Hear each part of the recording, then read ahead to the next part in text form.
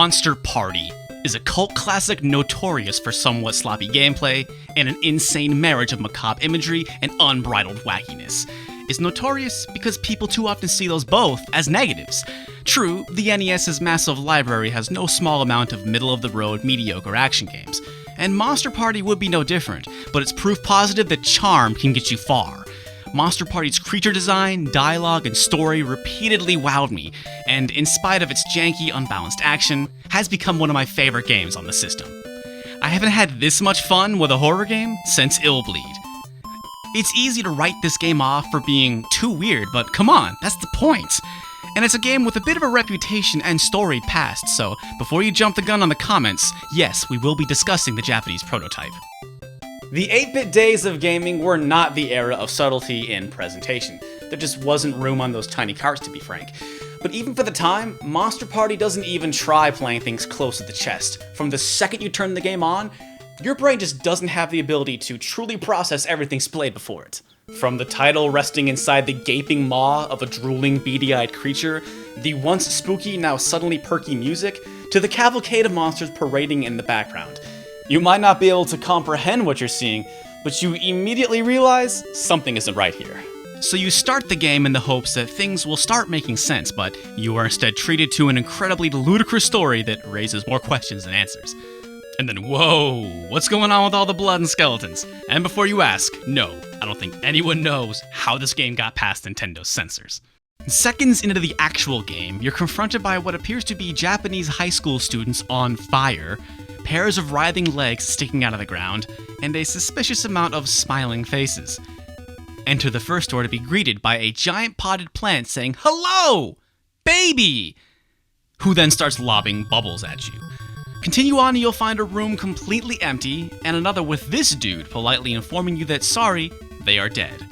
If your brain hasn't jumped out of the back of your skull and just gone back to bed, continue until you come to this Final Fantasy VIII cactuar-looking thing, where this happens.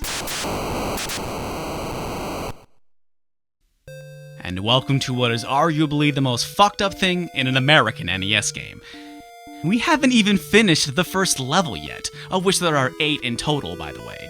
It's truly one of the great opening portions of an NES game, and if you've only ever gotten this far, congratulations on experiencing one of the craziest moments in video game history.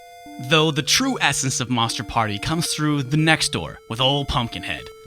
"Please don't pick on me," it says, debatably breaking the fourth wall, and then immediately rushes towards you, pumpkins blazing. This fight is actually more important than you may realize, so we'll come back to it later. And this is what Monster Party is all about, creature design, especially the bosses. The levels themselves aren't anything too special, but each has their collection of bizarre enemies standing between you and doors, filled with even more bizarre bosses. A lesser horror game would just have snakes, ghosts, and skeletons, but nah, Monster Party, that's not weird enough. There's a real human moment that occurs when you're standing at the threshold of a new level. You just have no idea what the hell is waiting for you when you press forward, and because of this, I had a hard time putting Monster Party down. This game just can't get any weirder, I would tell myself, but time after time, I found myself picking my jaw up off the floor, especially at the end. It is truly an insane and brilliant experience. And again, who knows how this game got past Nintendo's strict censors? To understand why this makes Monster Party so incredible, you gotta remember the context. We're talking 1989 here. It was rare for an NES game to use creature design and dialogue in such ways to give levels personality, especially the boss fights. Each one is a singular, memorable moment, as opposed to just a big bad dude waiting at the end.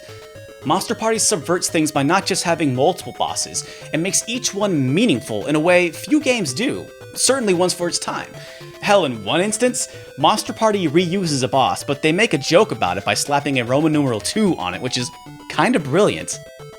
The best games are those with personality, and Monster Party chose to be weird and succeeded in staying weird.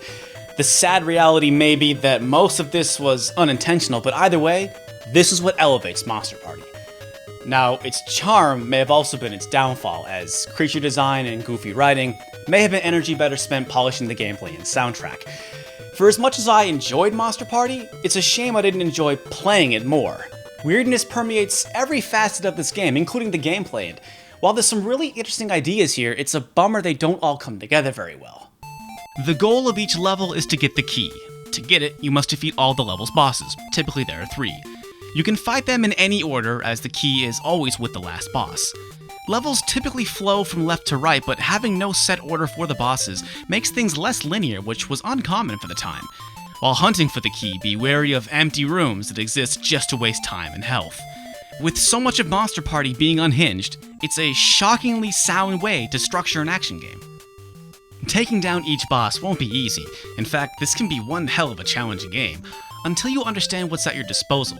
First up is Mark's bat, which you would think would just be a stand-in for your typical video game sword, like a yo-yo or a nunchuck, but this bat actually acts like a bat. Knocking projectiles back at enemies typically does more damage and is a little safer. This batting mechanic is actually kinda groundbreaking, but it isn't implemented very well.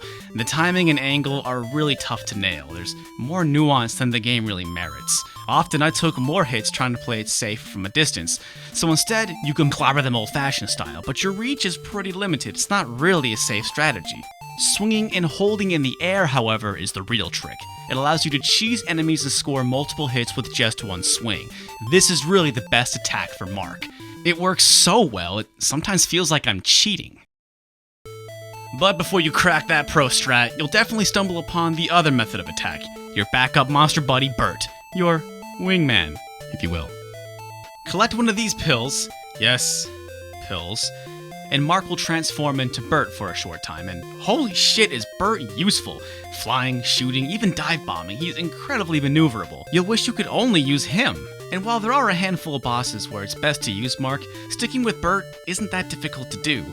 Spend enough time with Monster Party and you'll notice the same enemies drop the same items, and this is where things start to fall apart for me. The bosses are triumphs of comedy and goofiness, but not feats of programming. At first, boss fights are incredibly difficult, and to make things worse, the stakes are high as you only have one life to find and defeat them all. Passwords and infinite continues soften the blow somewhat, but you still must beat levels in one go. Instead of polishing these boss encounters, the developers made grinding health and monster pills from enemies a viable strategy. It seems very deliberate because you can only grind enemies for so long before items dry up. Once you learn which enemies drop monster pills, it's exceptionally easy to hunt and farm for health. Now, in all fairness, this tactic doesn't help much on the final level, whose bosses are appropriately brutal, but too much of the game lost its challenge once I figured out the farming and jumping bat trick. It's definitely one of the better NES games published by Bandai, but it still feels kinda half-baked. Monster Party's soundtrack also underwhelms. Music is never out of place, it does a fine job supporting the vibe created by the wacky visuals, but songs are very simple and repetitive due to being very short. Most songs are also missing any sort of percussion, making them sound listless or empty. I'll grant that the soundtrack comes through for that incredible ending, but otherwise the aural side of Monster Party teeters between forgettable and droning. Monster Party's greatest asset is its visual presentation. It's what kept me going through what is otherwise a mediocre NES action game. For some, that might not be enough to merit a recommendation, I understand, but still, there is a strange allure to Monster Party. How in the world did this game come to be? While there remains many unanswered questions, here's what I could dig of. Monster Party has the distinction of being a North American exclusive game. Despite being developed in Japan, as most games at the time were, it did not see release in the territory. Much like Mother 1, unreleased isn't to say it doesn't exist, and for years, there had been a lot of talk about a fabled Japanese prototype and its differences from the released North American version. The rumor mills ran wild with stories about how this prototype was somehow more disturbing and strange. There was every reason to speculate. The world at this time only knew of the prototype's existence, but as it was not available online, no one truly knew its content. The retro gaming community had to make do with blurry pictures and a brief magazine preview from a 1988 beta. In June 2011, a copy of the Japanese prototype appeared on Yahoo Japan's auction site. It was bought for nearly 500,000 yen, or just north of 6,000 American. However, the ROM would not be dumped online for mass consumption for some time. Another prototype appeared on eBay in February 2014, this time going for a slightly smaller sum of 2,000 British pounds, or 3,200 American. On July 3rd, 2014, Parody World Monster Party, the unreleased, unfinished Japanese version of Monster Party, lurched out of the shadows. It would appear the buyers of the second prototype are the ones responsible for it appearing online. Finally, fans could learn the true vision of this strange game. And as to be expected, the rumors were largely unfounded, as this quote-unquote uncensored version of Monster Party is perhaps less strange than its North American counterpart. First off, the introduction and ending are nearly identical visually, with faithful English translations. Without spoiling things, I can confirm the final words of the game are ambiguous and unsettling in both English and Japanese. The difference is mainly that the bosses of Parody World are direct references to movies. The Pumpkin Kid is instead an homage to Planet of the Apes. The giant spider, an homage to John Carpenter's The Thing. The evil cat was originally Mogwai from Gremlins. The Grim Reaper instead a xenomorph lobbing facehuggers. There are dozens of other changes, but you get the picture. Parody World suggests that Monster Party's original vision was a silly, innocuous send-off to horror and sci-fi cinema. People saw that title screen and let their imaginations run wild, because if the game is censored, it's only to remove copyrighted images. Gorehounds hoping for more 8-bit blood and guts will be sorely disappointed and should just stick with Chiller. But this unfortunately means Monster Party, as we know it in its finished form, is not exclusively the product of mad genius. Most likely to the chagrin of its creators, Monster Party's brilliance is the result of an incredibly botched localization. The prototype offers closure and insight and explanation for this bizarre game, but reveals its greatest triumph as purely accidental. Let's go back to the Pumpkinhead boss, because for me this is a defining moment for this game. The prototype suggests that nothing about this was originally planned, but call the game Parody World and change the Pumpkinhead to an ape in front of the Statue of Liberty, and suddenly the game makes sense. The mystery and wonder and jaw-dropping insanity are gone. What the hell is going on here? Suddenly becomes, oh, I see what they're doing here. And maybe because of time constraints, only the copyrighted images could be changed, not things referencing Eastern folklore that would be completely lost on a Western audience, like the haunted well, dancing zombies, or dogs with human heads. The world may never know how exactly these changes came to be, or of course, how it got past Nintendo's censors, but by some miracle, the stars aligned for Monster Party. A 1 in a million game, and a nice consolation for anyone still salty about Splatterhouse Wampaku graffiti. But then the question, who did make this game? A lot of websites and databases claim Monster Party was developed by Human Entertainment, makers of another horror classic, Clock Tower. Now, for me, this was too good to be true. I had to know for sure. Unfortunately, finding proper game credits for this era is really hard, but here's what I could find. Monster Party was published by Shinsei and Bandai in the summer of 1989. Please note this is published by, not developed by, two completely different things. Shinsei would later change their name to Yutaka and officially join Bandai in early 1990. Though Bandai and Shinsei are listed in the credits, Monster Party and Parody World's title screens list one or the other. Neither version gives any indication of who actually made the game. I found bios from people who worked at Human Entertainment, but not surprisingly, none mentioned Monster Party. Possible unpleasantness due to the botched localization aside, this also may be because at the time the company was known as Sonata. They became Human Entertainment a year later in 1990, opening their own video game school and pushing to publish their own games. I was able to find a lengthy interview with a Sonata dev, but again, nothing linked me back to Monster Party. The closest I came to confirming Human's involvement was linking composer Masaki Hashimoto and programmers Hiroshi Haruna and Toru Hayashi to other Human games, Kabuki Quantum Fighter and Gilligan's Island. Kabuki Quantum in particular has Human's name all over it. I have no reason to believe that anybody worked on both Clock Tower and Monster Party, but this is proof enough that it was in fact the same studio. It's a shame there's such radio silence for Monster Party, because I think it's a game that deserves to be celebrated. It's the textbook definition of cult classic, which is a flawed experience with some quality that makes up for it. Now, it depends if that quality has appeal to you. Some will be turned away by the wacky visuals and story, and others won't be able to crack its quirky gameplay, but us weirdos in the middle will absolutely love it. But regardless of where you fall, Monster Party is a fascinating relic, a relic of an older time. I can only hope that one day we know the whole story, but for now, we can bask in its lunacy, and that's enough.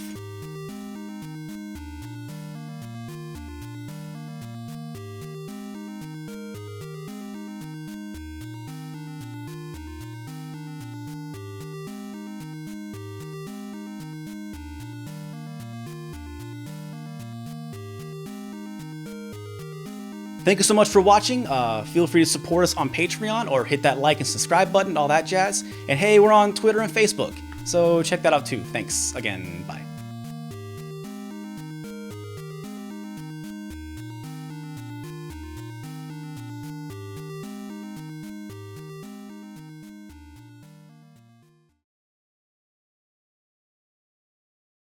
Oh yeah, just wait, relaxed.